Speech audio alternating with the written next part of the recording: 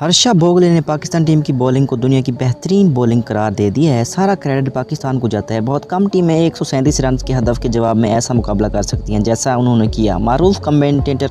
लेकिन मजीद आगे बढ़ने से पहले आप तमाम दोस्तों से छोटी सी रिक्वेस्ट कि हमारे चैनल को सब्सक्राइब कर लें। भारत के मारूफ सहाफ़ी और क्रिकेट कमेंटेटर हर्षा भोगले ने पाकिस्तान टीम की बॉलिंग को दुनिया की बेहतरीन बॉलिंग करार दे दिया है। ICC T20 वर्ल्ड कप के फाइनल में इंग्लैंड ने पाकिस्तान को 5 विकेटों से शिकस्त देकर T20 वर्ल्ड कप अपने नाम कर लिया है। T20 वर्ल्ड कप का फाइनल मेलबर्न क्रिकेट ग्राउंड में खेला गया, जहां इंग्लैंड के कप्तान जोस बटलर ने टॉस जीतकर पाकिस्तान को पहले बैटिंग की दावत दी थी।